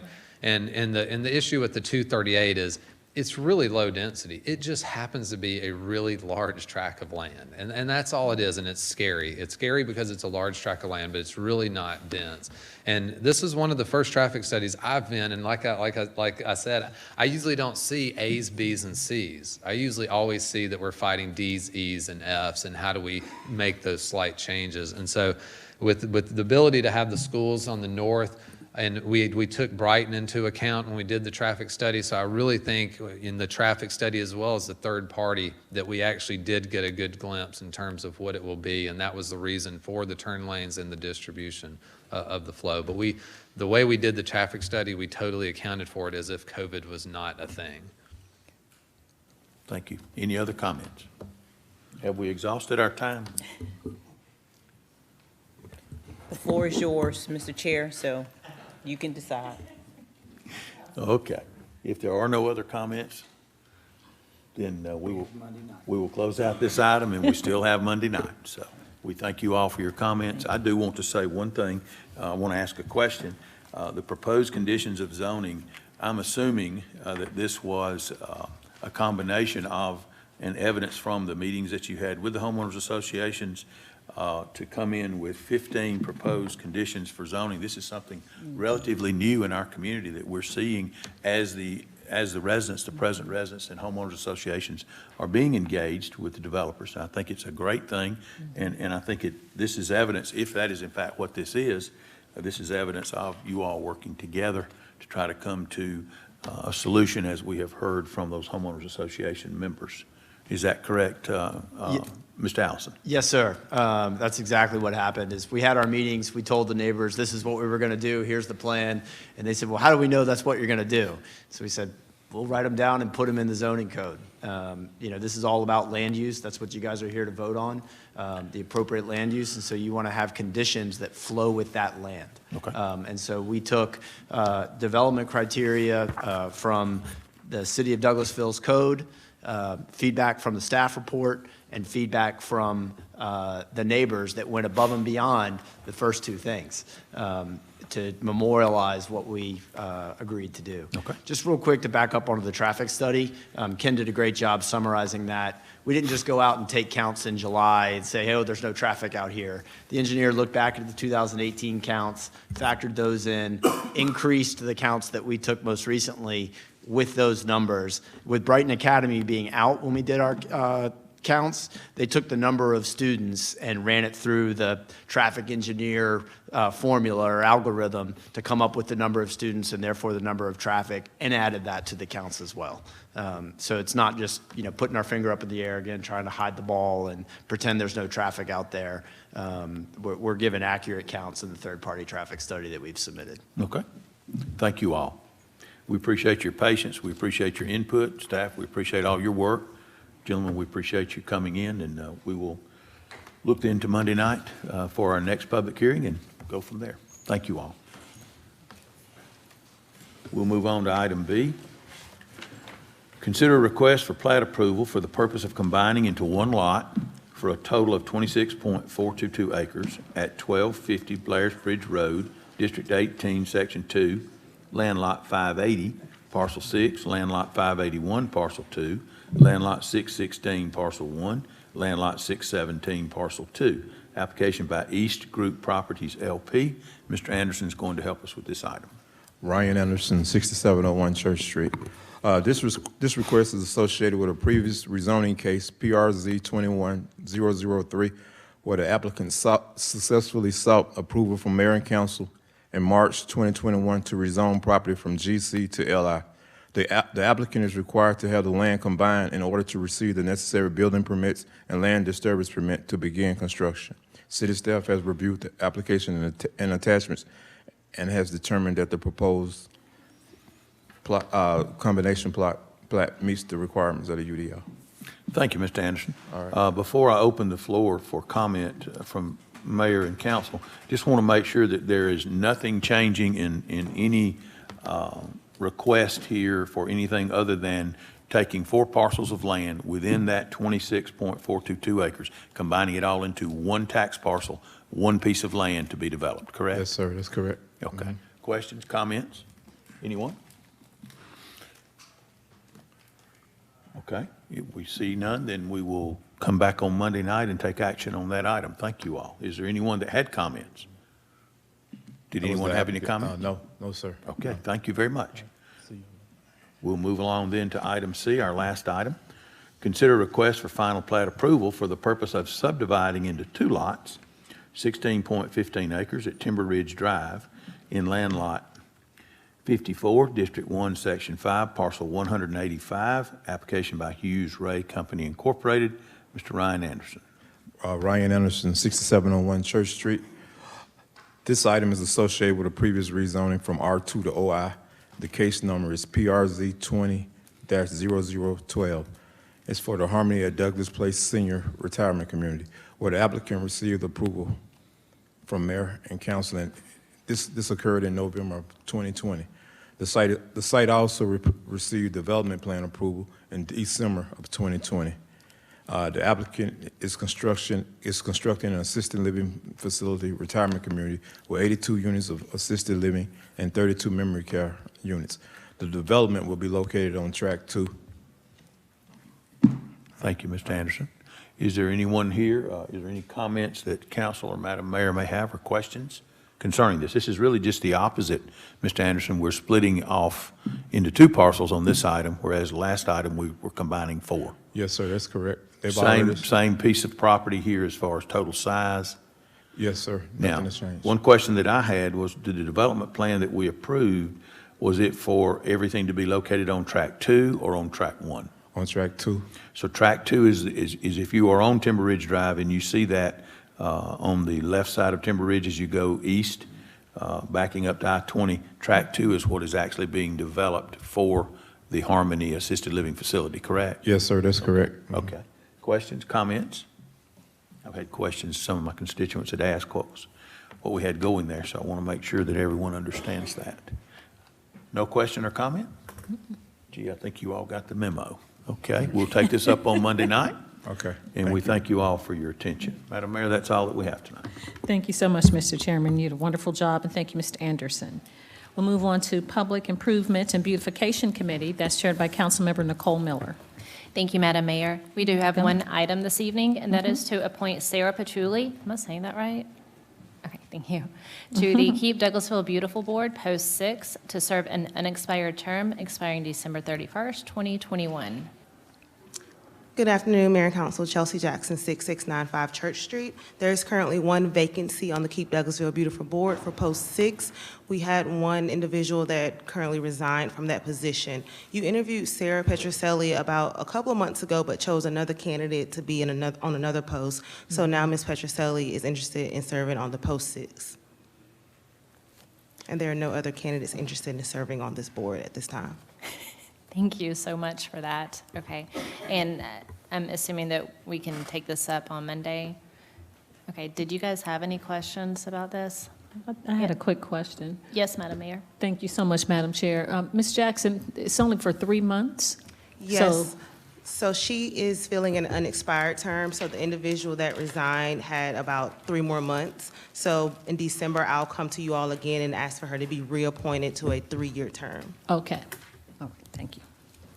Thank you so much. I heard you said the person resigned. I was just trying to make sure I got everything connected. Thank you so much. Thank you, Madam Chair. Thank you. Were there any more questions or comments? Guys, being as how there's no one else that has applied for this position, are you guys okay with putting this on the consent agenda? I like it, just doing what I can. All right, thank you. Madam Mayor, that is all I have this evening. Thank you so much, Madam Chair. Thank you, Ms. Jackson. We'll move on to Public Relations Committee. That's chaired by Councilmember Howard Estes. Thank you, Madam Mayor. We You're have welcome. one item on the agenda tonight, and that is to adopt a resolution to recognize Georgia Cities Week, October 3rd through 9th, 2021, and to encourage residents to support the celebration and corresponding activities. And here we have Ms. Emily Hardaway to explain it to us further. Okay. Good evening, Madam Mayor and Council. Emily Hardaway, 6695 Church Street. This item is to adopt a resolution celebrating Georgia Cities Week. As mentioned, the week is October 3rd through 9th, and the theme for this year is Georgia Cities Shaping the Future. As a reminder, usually we host a field trip for the second graders to visit the city, but due to the school system not allowing field trips because of COVID, we will not be doing that this year. However, we will be sending gift bags to all of the second graders that will include city swag and activity sheets for the kids that have to do with local government. So we will be sending that over to the schools. I also wanted to note that this week will be bookended by 2 different city events that we would encourage the community to come out to and take part in. The first event will be on Saturday, October 2nd, and this is going to be, it'll be held at Hunter Park, and it's going to be parking lot bingo, and it's going to be a Halloween theme. We did an event like this back in the spring, and it was a great turnout and a fun event. It's COVID safe because people can stay in their cars to play, and it's just a really fun night. If anyone wants to participate in that, they can go to the website and register online. The second event, which will be at the end of the week, will be the Douglasville Police Department Fall Festival, held on Saturday, October 9th at the police department. There will be vendors and food and music and that kind of thing. And so we just really want to encourage citizens to join us at either or both of these events and help make Georgia Cities Week a success. And that's all I had. Thank you, Ms. Hardaway. Do we have any questions or comments? Madam Mayor. Thank you so much, Mr. Chairman. Thank you, Ms. Emily. We appreciate the report, and I always ask for themes, so I'm excited to know the theme is shaping cities for the future. Man, we're not going to see the little kids on. Not this year, no, ma'am. Those are my buddies. I Okay. know. So, Yeah, but but I think they really enjoy it because we also made the bags for them last year when they couldn't attend, and I think that they really enjoyed the bags, the little treat bags. So we're going to try to do the same thing this year. So maybe the police department chief and the fire department could put something in there because they really like seeing, touch the trucks, and I don't know if you put a little something in there for little kids. We got some time to think about it. Look at Chief looking at me. You're going to think about it. I'll talk to the fire chief as well, see if we could put, I don't know, a truck or a coloring book or something in there from the police department and the fire department. They will have an activity book that will have, I think one of the pages has like a sanitation truck. I think there's one page that has like a police car on it. And they have to do some type of activity on the sheet that's involved, that has to do with that department. So it is covered in the activity book they'll be getting. Okay. And then you were talking about bingo, which was really successful at the park, but also the movies were a big hit as well. So maybe talking to our acting parks director, Mr. Chris Bass, to see if we can maybe stick a movie in there or something about, I don't know what can be talked about with cities, but those were really attended, and people loved it because we were, it was fun. Food trucks and a movie, family movie. It's a good idea. Just a recommendation. I know you have it together, public relations. I'm just saying. Thank you, Ms. Emily. You're welcome. Thank you. Anyone else? Okay. Normally, this would be something that I would suggest would go on to the consent agenda. But since this is public relations and we're talking about advertising this week, I think it should be discussed again on Monday night to get a little bit more attention, if you are open to that, Ms. Hardaway. Yes, sir. I'll be here Monday night. All right, thank you very Thank much. you. And Madam Mayor, that's all we have this evening. Thank you so much, Mr. Estes. Thank you, Ms. Emily, as well. We'll move on to Public Safety Committee. That's chaired by Councilmember Samuel Davis. Yes, ma'am. Madam Mayor, one item. Item A, authorize the mayor to sign agreement with the Wheeling Engineering Company, INC, for the Douglasville Police Department subscription to the cloud-based vehicle communication platform and services. Chief Sparks.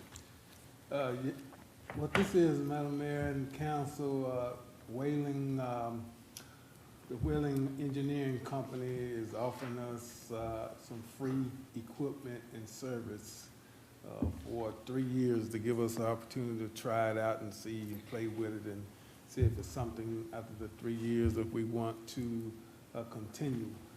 But they will outfit 14 of our cars, and what it would do, it would allow our captain over support services to remotely monitor our emergency equipment configuration. He will be able to remotely change the blue light pattern of the siren tones. It would allow him from remotely to troubleshoot our emergency equipment.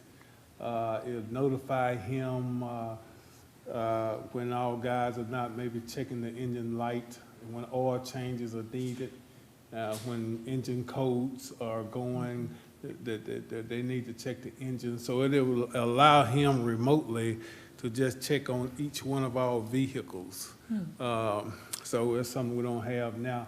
Also, it will warn officers if they are approaching an intersection that is being approached by another officer. So everything will be configured that way. So it's just an opportunity for us to get some equipment, play with it, see if it's something we like. If we don't like it, let it go back. Chief, is there a cost on this? no cost. That's good. Tried and like it. How were you Okay. chosen? Councilmember, Madam Mayor? I do have a question. How were you chosen, Chief, our department? What now? How were you chosen How was I chosen? to be one of the people? Companies? Yes, sir. Captain Sanders, he knows everybody. Okay. You know, if you seen that old movie, the Green Beret, I know you probably, but you know, they had Peterson and Captain Sanders, he's like a Peterson. Okay. So he knows and talks to everybody. He talked his way out of a bag.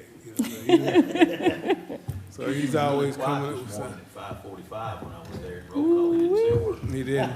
Well, I will say that I've had like 2 or 3 officers that really did not like how that went. And I would, you know, not from your standpoint, but from individuals. And, you know, we all have one, and we got 1 or 2, and then so we will have a conversation. But the officers appreciate what's being done. I just leave it right there. All right, look at, Okay. I'm nervous. I'll move on. Thank you, Mr. Chairman. Any other questions? Chief, Watts, Captain Watts? Mr. Chairman, I just wanted to thank Chief for referencing the John Wayne movie as you were talking there. Appreciate that. I'm just happy he's not referencing RoboCop. Okay, anyone else? Moving right along. We'll put this on the agenda for Monday and have further discussions, please. Consent agenda? Consent agenda is free. I see heads nodding, Mr. Chairman. Okay. Thank you, Madam Mayor. I'd like to put it on the consent agenda. Yes, sir. That's all I have, Madam Mayor. Thank you. You're welcome. Thank you, Mr. Chairman. We'll move on then to Recreation, Culture, and Tourism Committee. That's chaired by Councilmember Chris Watts. Thank you, Madam Mayor. You're welcome. We have one item tonight, authorize the mayor to sign an agreement with the Douglasville Convention and Visitors Bureau, Inc., for promotion of tourism, conventions, and trade shows, TCT, and expenditure of TCT funds from the hotel motel tax revenue. Ms. Rosado, it's all yours. Thank you. Good evening, Mayor and Council. Samantha Rosado, 12385 Veterans Memorial Highway. In front of you all is our annual agreement between the City of Douglasville and the Douglasville Convention and Visitors Bureau regarding the expenditure of funds from the hotel motel tax revenues. This is a routine agreement that we've presented to you all for the past 4 years. Thank you, Ms. Rosado. Any questions or comments on this? Madam Mayor? Thank you so much, Mr. Chairman. Ms. Rosado, if you can just give a brief synopsis of what, we understand what it is, but for the citizens who may be listening that go to the hotels and motels and want to know what this is inclusive of. Most certainly. So the city receives 8% in hotel motel tax revenues. And so with the 8%, we spend a portion of it goes, 1.5% goes towards the conference center, 3% goes to general fund, and then 3.5% of it goes towards tourism, convention, and trade show promotion. So that could be assisting with marketing materials, going to conferences, bringing in conventions to the city, the reunion workshop that we host, the bridal show, so different things that we do as a Convention and Visitors Bureau to bring people into the city. Okay, very good. Now, what about the rental cars, like the Enterprise and all that? Where does that tax go? Is that something different, City Manager? Yes, ma'am. Rental car tax goes toward the coverage of paying off the debt service for the parking deck. Okay, yeah, because I knew it used to be together, but now we split it up. It's two separate funds. Two separate funds. Yes, ma'am. Okay. All right, thank you. That's all I had. Yes, ma'am, Thank you, Madam Mr. Mayor. Chairman. Anyone else have any questions or comments on this item?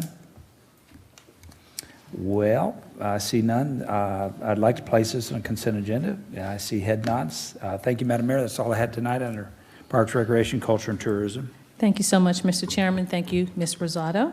We'll move on to Technology Committee. That's chaired by Mayor Pro Tem Terry Miller. Thank you, Madam Mayor. We have no business at this time under the Technology Committee. Thank you, sir. Transportation Committee, chaired by Councilmember Dr. LaShun Danley. Thank you, Madam Mayor. We have no business tonight under Transportation. Thank you, ma'am. You're welcome. Do we have any other business to come before committees tonight from council members? I don't see any. City Manager, Mr. Roberts, would you talk to us again about not having cleanup week for fall cleanup? Yes, ma'am. Due to labor shortages, we are going to be suspending fall cleanup. We're looking at fall cleanup, just like we're looking at all other added services that we provide throughout the city. I mentioned to you all at committees that we had 45 vacancies, but I was updated by the assistant city manager via our personnel, our HR director, that we actually have 50. So that is a significant amount of our workforce. We have approximately about 300 positions at the city and only about 250 full-time positions at the city.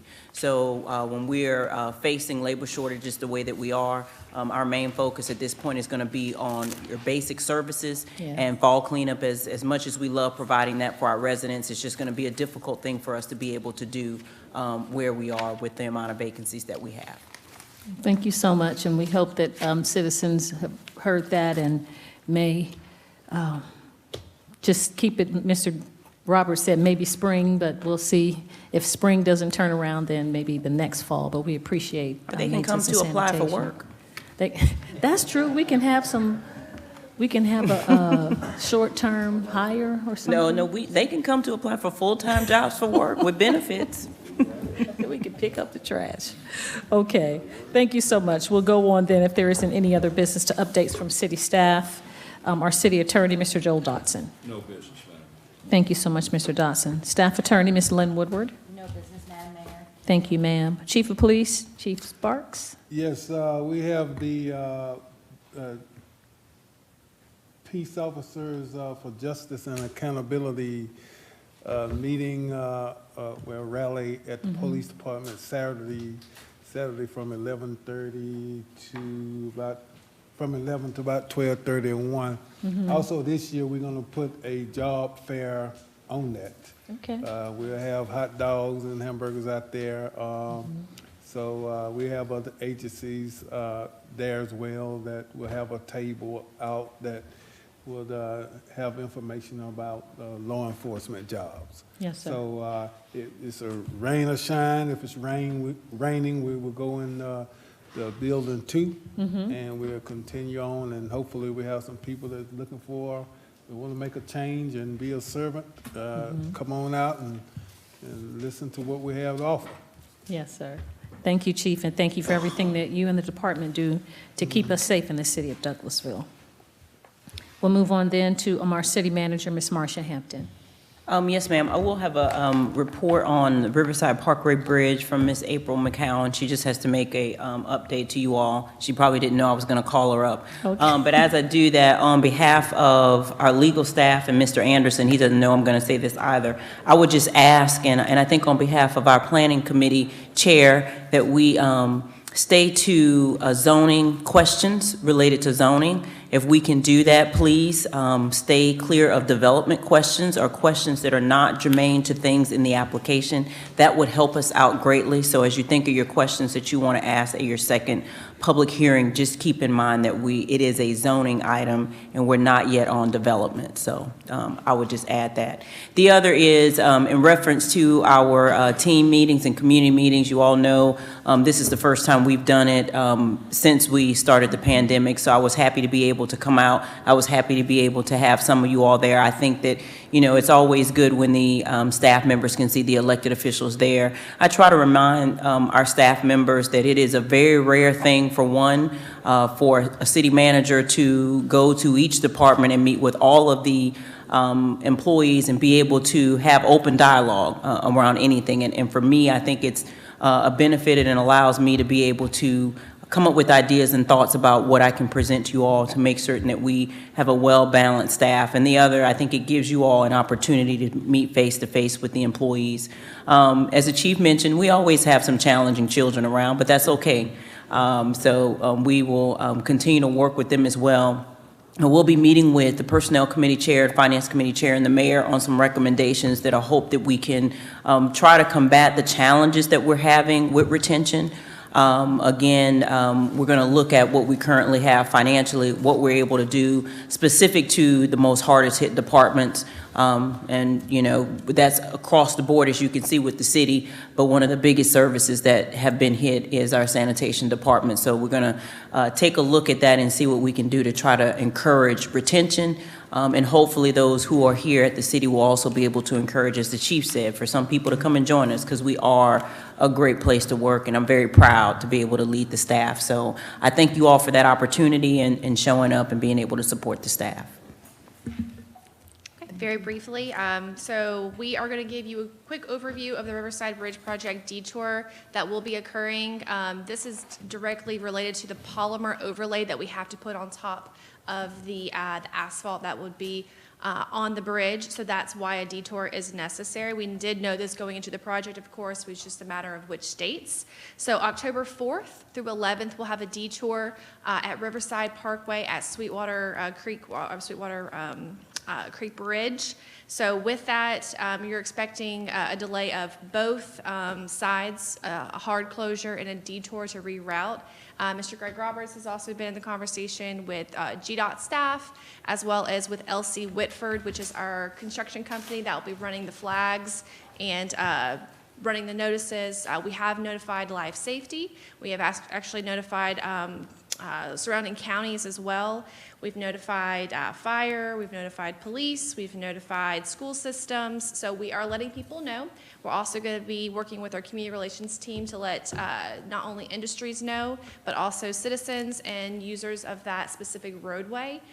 We have sent this information also to the Elevate Douglas group, so Breezy and Chris, so they can let industries know. They have a great relationship with the HR teams at Keehee and a couple of other affected industry locations, so that they also can be prepared for 18-wheeler backup traffic and ensuring that those 18-wheelers are routed properly and we have proper turnaround points that are safe for all of our citizens. So any questions, I'm happy to take this. We did receive notice to proceed, so this will happen October 4th through 11th with the project completed February 25th. Very good. Thank you, Ms. April. Any questions from council members for, yes, sir, Mr. Just Estes? one, just a request. If you could get that to community relations and other departments as soon as possible so we can warn people quickly. Yes, yes. Thank you very much. That is our intent, absolutely. Wonderful. Is it on social media, on our social media? We wanted to inform you before we put anything on Okay. social media, just in case, but Yes, absolutely, ma'am. that's my priority one at 7:59 tomorrow morning. Okay. She said 7:59. Getting it in, Aw, for Thank sure. you so much, Ms. McCowan. City Manager, you have anything else? Okay, thank you so much. Not having any other updates from city staff. Do we have any staff reports outside of the one that Ms. McCowan has just given us? Okay. Comments from citizens and delegates. If you sustain the meeting and you'd like to speak to us, please come forward. You have 5 minutes to talk to us about anything as relates to the city of Douglasville. When you come forward, please give us your name and address, and we're here to hear any of your concerns, issues. No? Okay. Well, thank you for staff that have come out and didn't have to be here. Ms. Ebony and Mr. Bass, we appreciate you. Mr. Thompson? Sam? Mr. Gregg? Okay. Anything else coming forward? If not, this meeting is adjourned.